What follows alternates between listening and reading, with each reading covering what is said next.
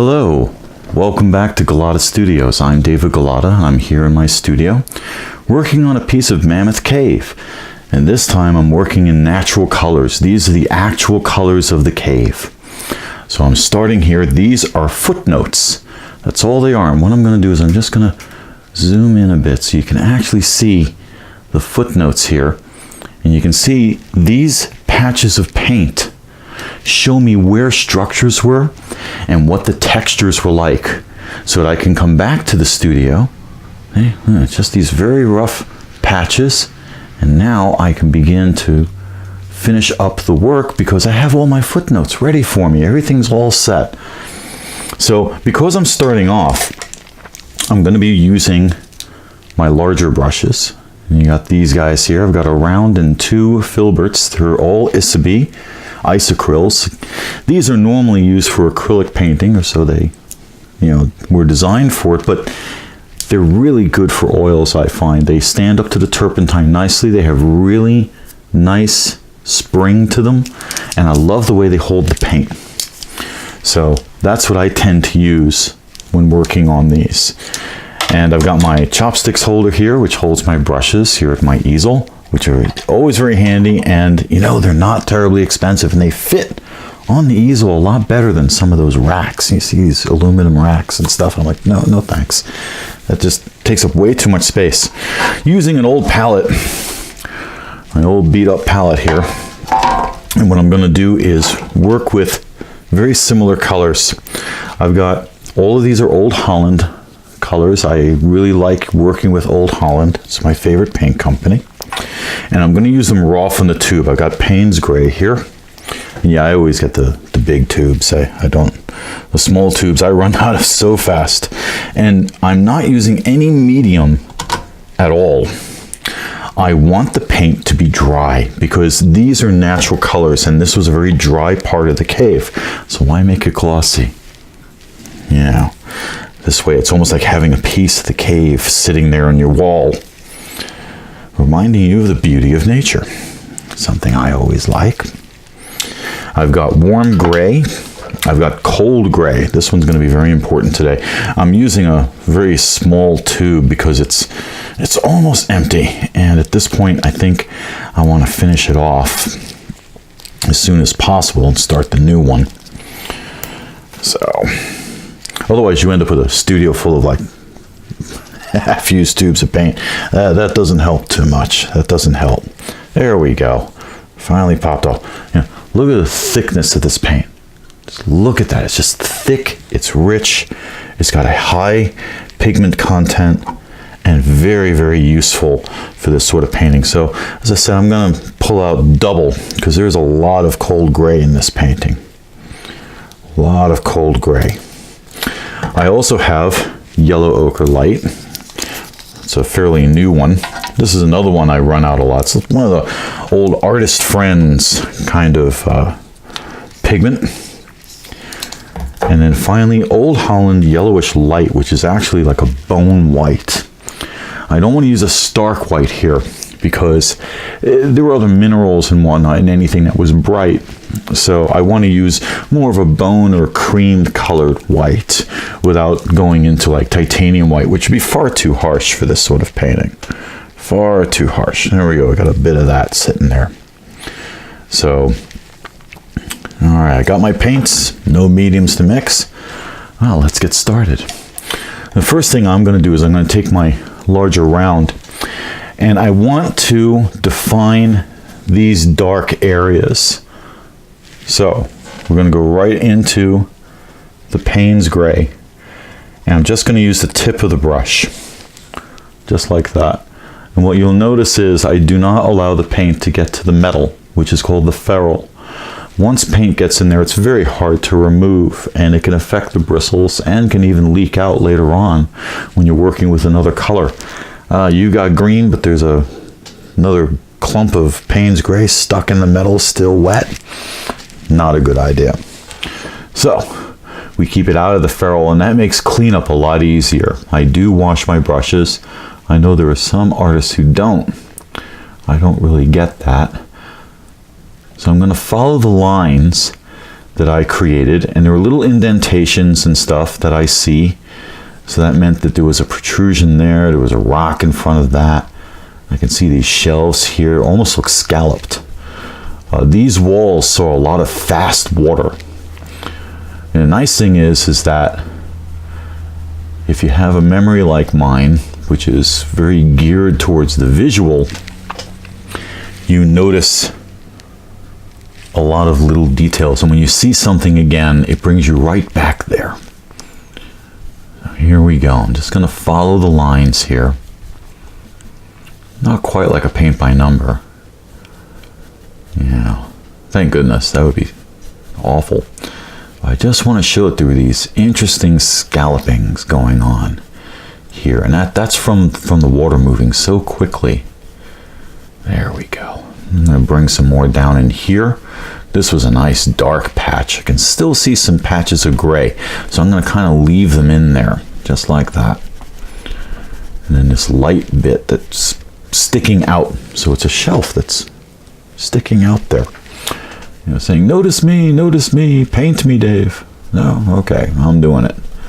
There we go. Now with some of the paint here, see, there's some nice thing about oil paint. It stays dry for a while, so you can really do stuff like this. Just pull a little paint from one spot if you just want a little on the brush. And then you can just bring it in like this. Here we go. I'm just going to take some excess paint from here. I'm going to go in here and work on these scallopings just to bring them out a little bit more. There we go. That's better. All right. Now we're back down to here. I want to get the foot of this out. There we go. I see I have a very dark color down here. It's almost like a brown. So I may want to look at that as well. But first I want to get these shadows in. I always like working on the rock wall first, because that's the point of inspiration, is that rock wall. So I really want to get that in and working nicely with the paint. And I can always come back later and work on the foot or the floor of the piece. And that's all down here. I see I've got some tumbled stones that I've got to put in at some point. You know, nice thing about, and this is just a layer as it was painted in the cave. There was all this gypsum and everything. So I got all these raggedy little marks here. Everything looks very ragged. And that's from the gypsum flowers. These gypsum blooms, not really flowers, they're mineral formations, but they kind of look like flowers. And they're sprouting out of the rock there. And they're very raggedy looking and very interesting, very soft. Gypsum is very, very soft as a stone. I still wouldn't want to use it for a pillow, but it's soft, you know, compared to some others. You know, marble comes to mind. That's really not terribly soft. It's, yeah, certainly harder than gypsum. Yeah, there we go. Gypsum's a little like talc. It crumbles. You can actually just crumble it in your hands. So you have to be very careful when you're in caves like this. Limestone, gypsum, many of the minerals that come from stone were deposited there because they had dissolved originally in the water that had been in the cave. And so it makes those very, very delicate. So you have to be really, it's very easy to damage a cave. And it looks all massive and impressive and strong, but no, the stuff actually is very, very soft and very easily damaged. So if you go into a cave, please be careful. You know, please be careful. Have a mind for the beauty of nature. Let other people be able to enjoy it, just like you are. Can't be selfish about that. Well, I suppose you can, but you shouldn't. You know, then you start breaking things, and the next thing you know, there are no more caves to look at, because they all got used up. Fortunately, that's not what's happening now. We're preserving caves. We're doing a lot more in terms of conservation when it comes to caves. I think that's important personally. I think the cave environment is a very important one for us to remember. I'm going to bring this around. This is the world under our feet here. And these were all like a scalloped series of, it was so strange. It was like gills against the wall, these big giant stone. If you stood next to them, you'd be like about that big. It was a massive corridor. So these are actually very large stones tumbled down here. And what I want to do is I just want to get them so that I've got their main shapes blocked in, and that's what this phase is called. This is blocking in. Here, what we have now is what's called the cartoon. Cartoon is either drawn in with charcoal or sanguine or something like that. You're drawing it in, or it's the very thin layer when you're painting very impressionistically at once, and you're just doing a thin layer just to get the notes down. So that's the cartoon. Now I'm blocking in what the cartoon is telling me. It's telling me this is here, that's there. And so I'm following along with my notes, with the cartoon's notes, in order to make an effective painting. So now I'm blocking in those colors, getting them nice and strong so that they can withstand what comes next, which is a lot of paint. A lot of paint. And here we go. I'm going to bring this in. Looks like there was a big old rock here. Another one of these little shelf-like things. There we go. Now I'm not questioning what's here. You know, I'm finger painting again. I always end up doing it somehow. Always end up finger painting. Even when I try not to, I always end up doing it. It's just one of those things. It's what I do. I do a lot of finger painting. And here we can see a shelf way up here that was partially in the shadows. A little shadow under it. It was in the shadows right to here. All right, here we go. I'm going to add a little more deepness just to this corner here. I just want to, there we go. Give it a sense that it's all part of one structure. Because it was. This was all part of one structure here. There we go. All right, that's well blocked in now for the shadows. So now I have my deepest shadows in. What I need to do now is establish the next color. And for me, the next color is going to be that cold gray. Because the cold gray represents the stones that were underneath anything that was formed on top. You see browns, that's probably limestone. You see whitish stuff like here, that's probably gypsum. Didn't spend the time to do chemical analysis, so, you know, sorry about that. And then the gray would be the slate and sandstone that did not dissolve in the water. So this is the stone that actually makes it a cave. The limestone just dissolves in water, disappears, and then is left behind as stalactites and stalagmites. But the gray is very important. I'm just going to establish some of these blocky shapes in here. There we go. There's another one. Try to get some idea as to where these shapes came in. See, there's one back in here. But I don't want to get rid of all of my little details. I just want to make sure that they're there for me to see. There we go. Bring that in. That's good. We like that. All right. Bring this in. Yep. Keep that in mind. Sometimes the texture itself is more than enough for me to know what it is I'm working with here. I got this little rock here, and then there's this bigger one right back in here that comes in, kind of asserts itself there. This big boulder here. And even when I'm scumbling in some of these, I'm leaving a lot of these details behind because I still need the footnotes. You need those footnotes there. All right. I see this, there was a lot of brightness here. These rock walls were very complicated. made more so by the gypsum formations that were on them. That always fascinates me, the way stone interacts. You know, we always think of stone as being so stable and, you know, it just sits there. No, I'm afraid not. It moves, it dissolves, it interacts with each other, they crumble, they break, they fall from the ceiling. You know, these caves change. They change over time. They evolve. They tumble about. And that's also something that I think a lot of people would benefit from knowing. You know, we're not in a particularly stable place. Reality is not stable. That's what I've noticed. Reality is not really stable.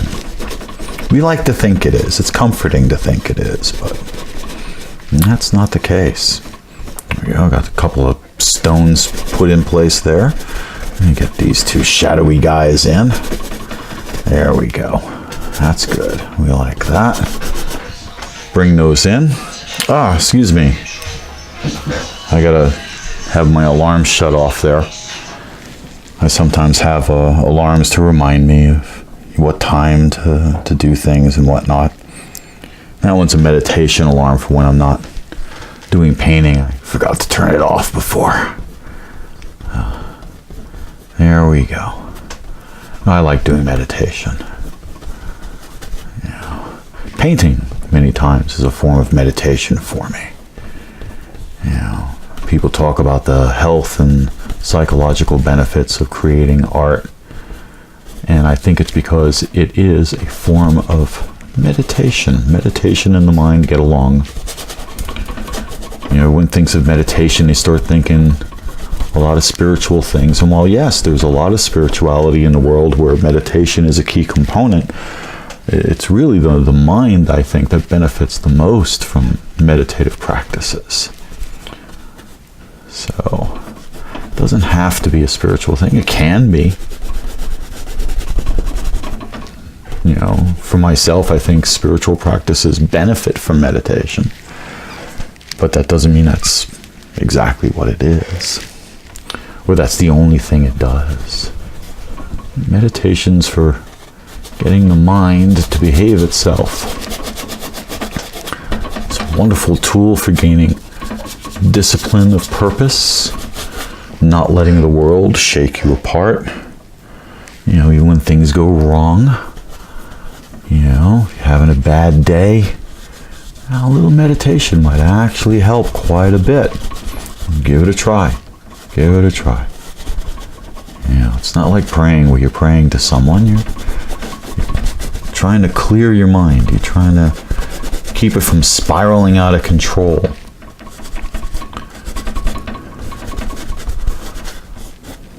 That's a very different sort of a thing. Helps with focus for study.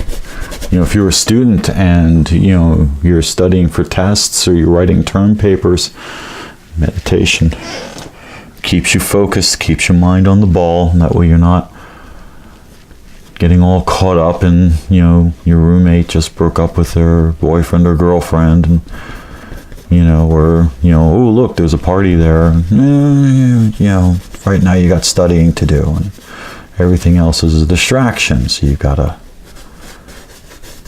use your meditation to keep you on your path. So that's one of the things that it does. So I like to meditate. I like to keep myself in check because, I like distractions. First to admit that. I like my distractions. All right, I'm getting some of this cold gray in here. Here I see there's not a lot of grays. That was more formations running against the walls there. So I got to leave that for now. Come back to that later on. Let's get this all done here though. There we go. Beautiful gray. I think one of the colors that I'm going to have to use for the middle section where you're starting to get the whole painting into focus is going to have to be a bit of King's Blue in the gray. See a little evidence of King's Blue in there. Now, I know what colors I brought with me. I still have that list from when I went into the cave to do these paintings. These were all the footnotes here were painted live underground. Set up my easel, took a look. That's what I painted. Whatever was in front of me. So choosing my location was very important. Choosing where I was going to paint, what I was going to paint, how to get it there, and to make my footnotes in such a way that I knew what was going on when I got back to my studio and I could finish the painting. That was a very key component. It's a very key component to what I'm doing here. Without it, this would not work. I wouldn't know where to begin. Oh yeah, I remember this formation, but there were no photos of it. I don't know what to do. Or I didn't have a camera with me. I didn't take a picture. You know, here I've got not just a camera's image. This is the image of my mind. This is how my mind saw this section of the cave. There we go. Got some gypsum flowers in there. All right. Until it's got the little white spots. Little rough little white spots there. They indicate that was there. Here we go. Just a little bit of that gray in here. Even though I'm going to be muddying that with other colors. All right. Cold gray is now in. So now I've got to be working on this brush here. And I'm going to be using my warm gray for this. The warm gray is kind of between the yellow ochre here. It's not in everywhere. It's in these lighter areas. There we go. Just want to bring that in. Just to show. And so it can mix in with the yellow ochre. There we go. I'm going to bring some of this all in. And then some of this is going to get covered up with some yellow ochre. There we go. All this stuff here, all this limestone. Look at all this limestone. Let me just dip into the yellow ochre here. I want to see how this matches. There we go. Yeah, meets up with the grays. It mixes. Yeah, you always see some of the stone color underneath the colors of the formation. These formations were mainly on the surface of the stone, which I thought was really interesting and very unusual. There we go. Get that in there. So I don't mind if it mixes with the grays. It should. It should mix with the grays. Yeah, that works. That works. I like that. Later on, I got to go in and mix these colors further together to get the transitions between the colors. For right now, I want to work on what's here. There we go. Bring that in. Yeah. And limestone is very much a color very similar to yellow ochre. In fact, if I were to paint the Gulotta Caves, for example, in Virginia, I would indeed be using a lot of yellow ochre. There we go. That would be a real necessity. Bring this in around. Yeah, so I got to get that brown. I'm trying to remember which one it was. I'll have to look at my list, but I think I remember which one. There we go. These pebbles and rocks and things that were on the floor. So I'm just kind of bringing that texture of the floor in.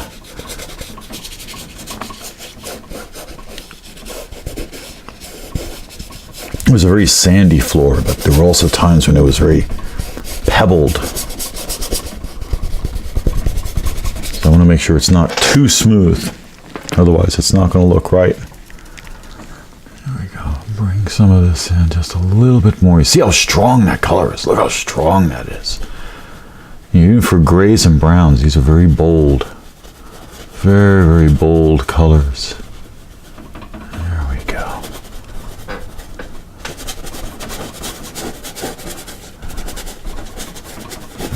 this in. And I'm just following along with the lines. This part is always a little nerve-wracking.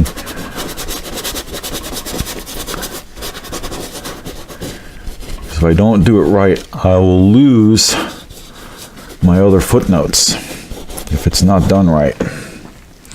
And I don't want to lose those. I don't want to lose those. And here we had, it almost looked like lines of limestone sitting on the rocks. And I can tell because of the way I pushed my brush here. You know, if it was a different shape, the brush strokes would have shown that, but they showed definite. There were lines here. Lines of limestone. Right in here. And this limestone was left behind. I think the gypsum shows up after the limestone falls at Mammoth Cave. The gypsum is very delicate. So once the caves dry out, the gypsum crystals can begin to bloom without being washed away. At least that was my understanding at the time. Could be wrong. I'm not a geologist. Don't really claim to be.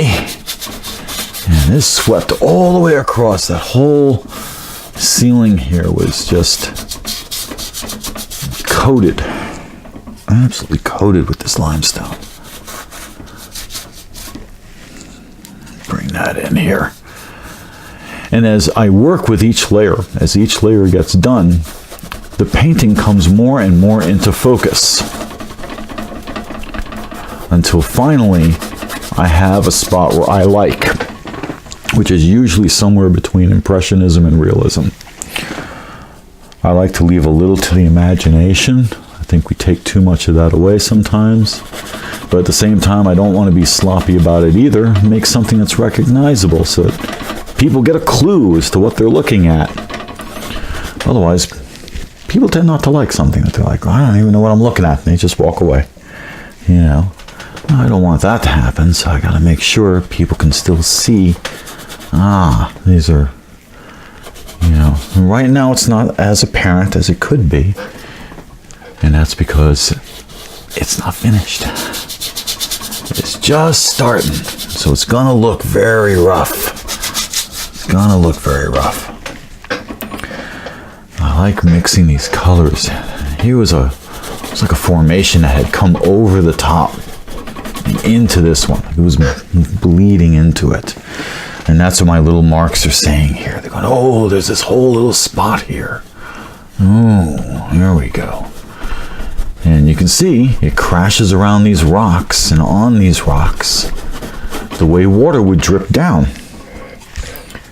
And that's how formations happen in caves, is water carrying minerals and depositing them when it evaporates. When the water evaporates, all that's left is the mineral. So many times these minerals end up having the shapes of the water that was falling that carried them. And so you find a lot of shapes are like dripping candles, or they look like carved wood or flesh or bone, or pouring a liquid, like it poured from the ceiling. It is a fingerprint, a reflection of the water that carried the rock to its new residence here. Its new residence is right here in the cave. And these scalloped edges, those were fascinating.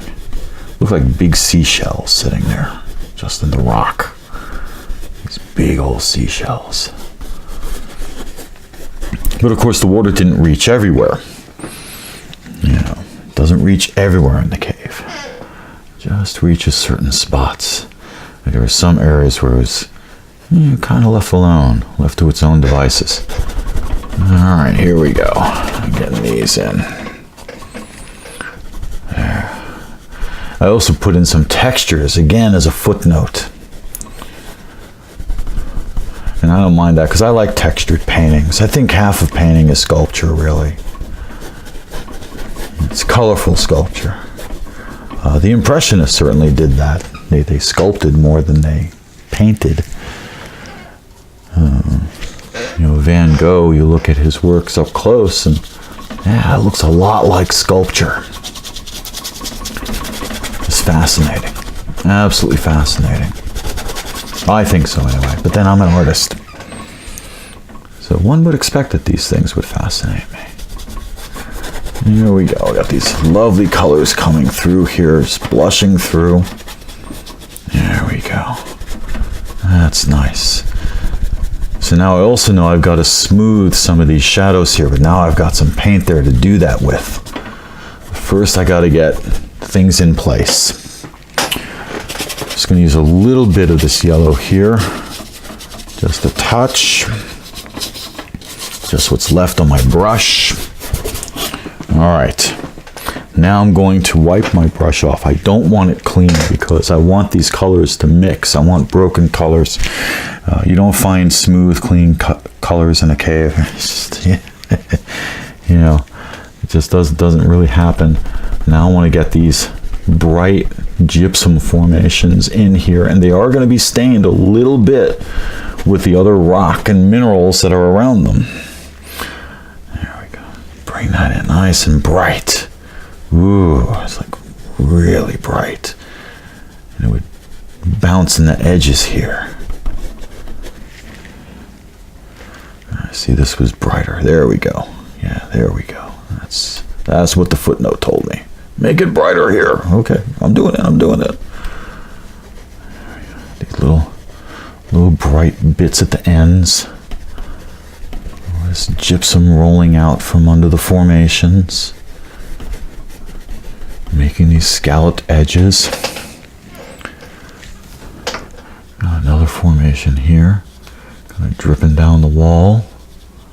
Following probably a seam of minerals. I've been doing a lot of Mammoth Cave work on my live feed as well. I have a live feed on Facebook at David Gulotta Facebook / David Gulotta. I do one every Wednesday morning. So if you want to see more of this, you can check that out. I do that every Wednesday at 10 a.m. Eastern Standard Time here in the United States. So adjust your calculators accordingly if you're from elsewhere. And then I like to do these YouTube videos once a week. Last week I did not. Apologies about that. There were some life things that happened that kept me away from my easel that day. And that's okay too. I got back to it. See, I'm here now. Here today. Never give up. Always keep it up. You know, the minute you give up, that's it. Anything that you wanted to say or do is done. Done and gone. Probably never to be seen again. You can see I'm also kind of making some footnotes here for myself for the future as I cover one patch. I'm like, oh yeah, don't forget this. So I'm putting in some more footnotes, and we keep going and we keep going and keep going, and eventually the whole thing comes into focus. And the layering that oils are so famous for really allows that. It allows for you to bring your painting into focus. Bit by bit, layer by layer, color by color. There we go. Got some gypsum bits here. Because sometimes the gypsum was more on the floor than anywhere else. This gypsumy rock here, sitting here right in front of everything. Gotta make sure that we know this rock is here in front of everything. And it's very gypsumy. It's got all kinds of little patterns to it. I'm going to dab my brush, just the tip of my brush, to show some of those gypsum patterns. Here's another rock sitting here full of gypsum. And another, and a lot of gypsum here today. There we go. That's good. And not all caves have gypsum. You know, they do have limestone. It's a very common stone.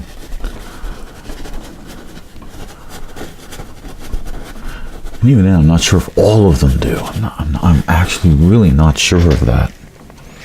I'll have to ask someone at some point. And I have found that many scientists or people who work with places like Mammoth Caves are very happy to answer your questions.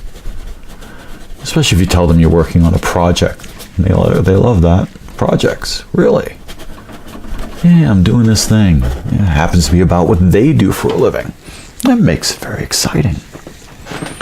So suddenly they wanna help. I've seen people isolate them. So, well, I don't want to talk to anyone about this. I don't want to ask any, questions. And it's like, well, then you're never going to know.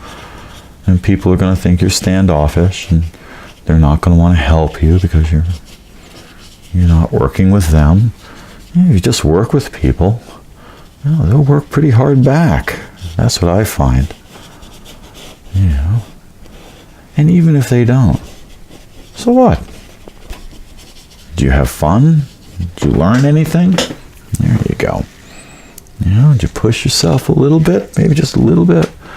So I got all these textures here, and thank goodness for these textures, because they're telling me where things go that have now been covered up by more paint. And that's why we have those. That's why we have the texture there. To show me, Dave, over here. Oh, don't forget this, Dave. Okay. Go over there with my brush and make more of a mess. There we go. That's nice. That's nice. Yes, I'm going to be posting this today. I like doing things live, but I also like being able to record some of these things. You never know when it's handy for a student to be able to see some of this stuff. Rather than trying to describe it all. Oh yeah, and then I was doing this. Here, watch this. Here, this is what I was doing. It makes it a little bit easier. There we go. All right. So now I've got some blocking in here. So this is what I've got here. Is this blocked in from very, very rough to something that has a little more shape to it, where I know what's going on. Before I go, what I'm going to do is I'm going to go right back to that dark color, that Payne's gray. And I'm just going to come in and just very gently blend it in with some of these other colors now. So it's got something to blend with. That extends the shadow to show it's behind the rock in front of it.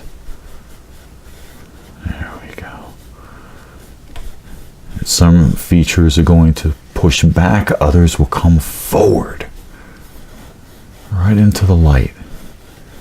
But first you got to have that dark there to work with. There we go.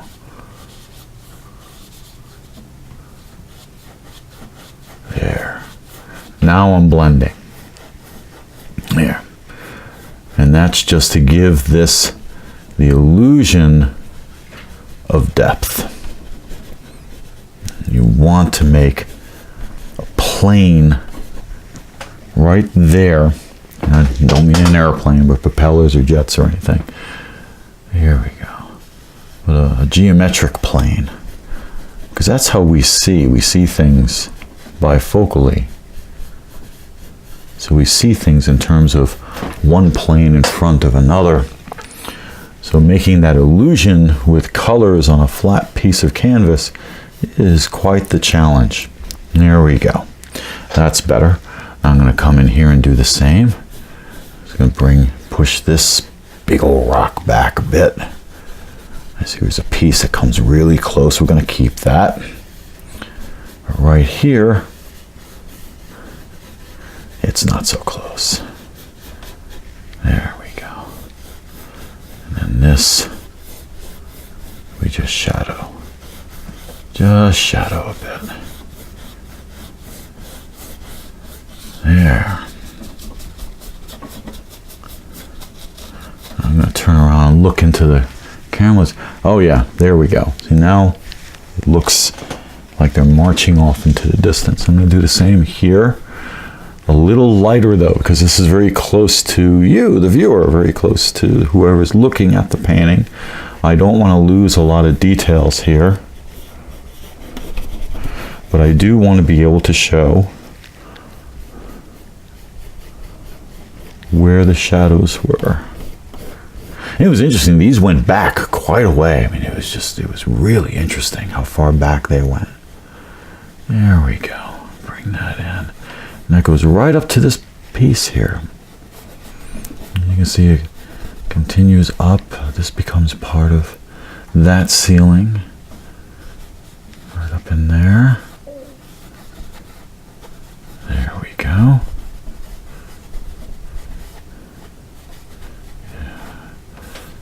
And then we've got a little bit here.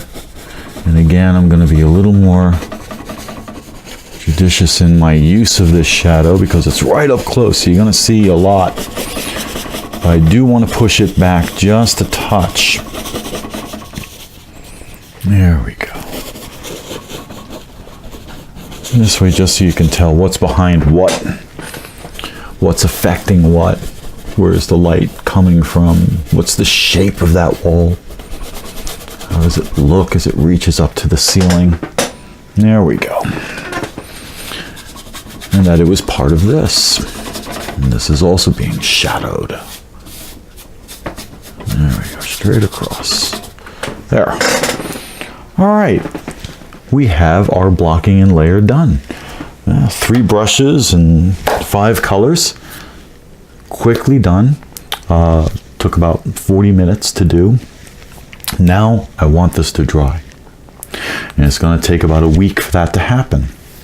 So next week this might be going on my live feed on Facebook, or it might be here on YouTube. Either which way, I hope you have fun with it. If you want to see other works of mine that are not Mammoth Cave inspired, I have a lot of other works, including my Astral series, Cityscape series, and Smoke and Mirrors, which is an abstract series. Please feel free to check out gulottastudios.com, and please feel free to share this video. I would really enjoy that.